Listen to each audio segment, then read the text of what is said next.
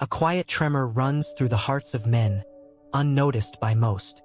Something extraordinary is unfolding, not in the skies above, but within the hidden chambers of the human spirit.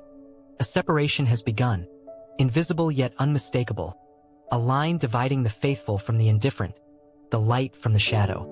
Few feel it, fewer understand it, and when the sky finally splits open, all that has been hidden will be revealed. The warning comes not in thunder, not in fire, but in whispers, soft, persistent, impossible to ignore once heard. And yet, even now, many turn away, clutching their routines, blind to the subtle signs of destiny. The hour approaches. The choices are clear. The separation is unavoidable. The morning dawned with deceptive serenity.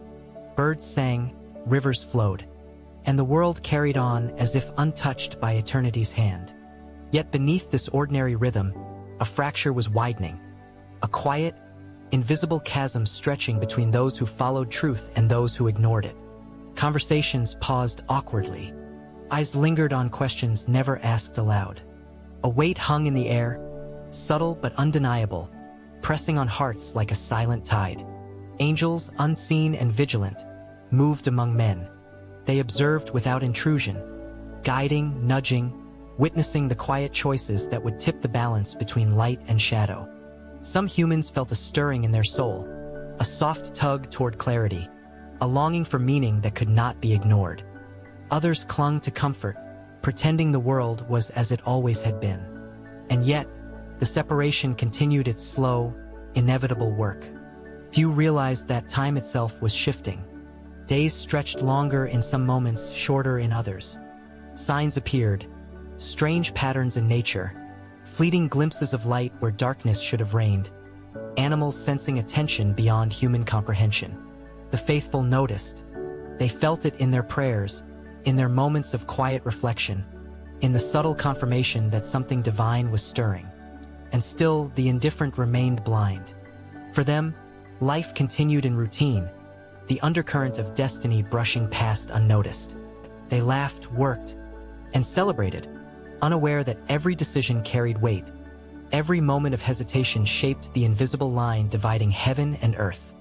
It was in small, unnoticed moments that the separation revealed itself. A child's question in the still of the evening, "Why does the sky feel different?" went unanswered by those too preoccupied to notice. Yet in that question was recognition, an instinctive awareness of the fracture that had quietly formed. For those willing to see, the world began to feel different, as if reality itself held its breath in anticipation. The faithful began to gather, not in grand cities, not in the eyes of the world, but in quiet places where the divine could speak clearly. Fields bathed in starlight, abandoned sanctuaries, hidden rooms.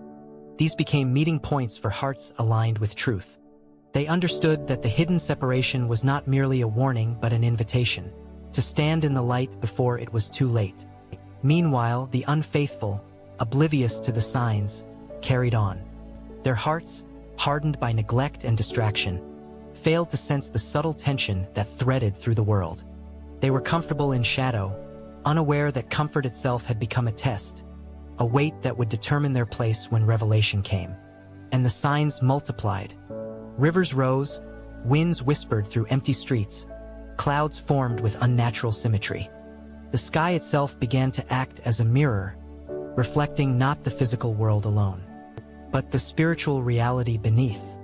It was a prelude to the division that would soon become undeniable. The first test came quietly. A man, honest and kind, was faced with an opportunity to show faith in a moment where the world offered only convenience and compromise. A woman, burdened by doubt, found herself staring at a choice that demanded courage over comfort. And in each act, small but significant, the invisible line of separation became clearer. Hearts aligned with the divine, hearts lost to indifference. This was the paradox.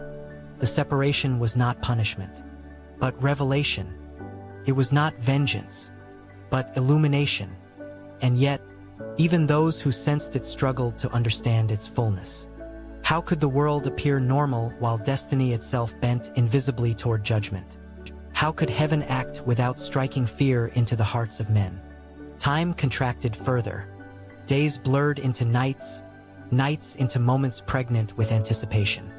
And then came the first undeniable sign. Light and shadow began to shift in ways impossible to ignore.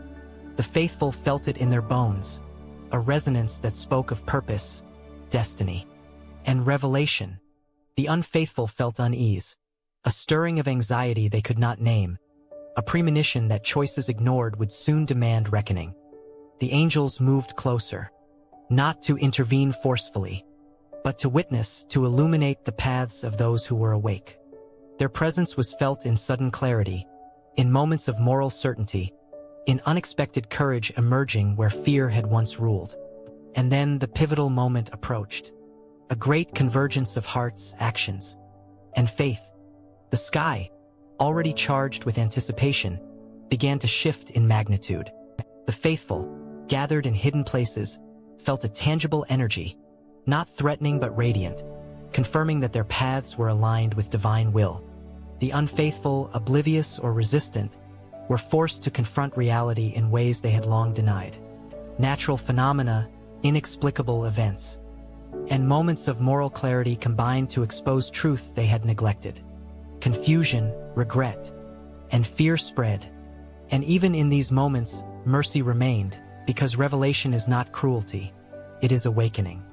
The sky finally split, not violently, not as an act of wrath, but as a revelation of what had always existed.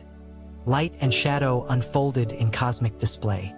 The faithful beheld a vision of eternity, a glimpse of divine order, where justice, mercy, where wisdom intersected perfectly.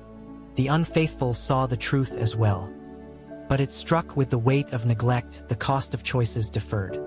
And still, this was only the beginning. The hidden separation had revealed itself. But it was also a call, a divine summons to alignment, to awakening, to understanding. The faithful knew peace not because the world had changed, but because they had discerned truth. The unfaithful faced reckoning. But even now, mercy lingered, offering the chance for awakening before the final judgment.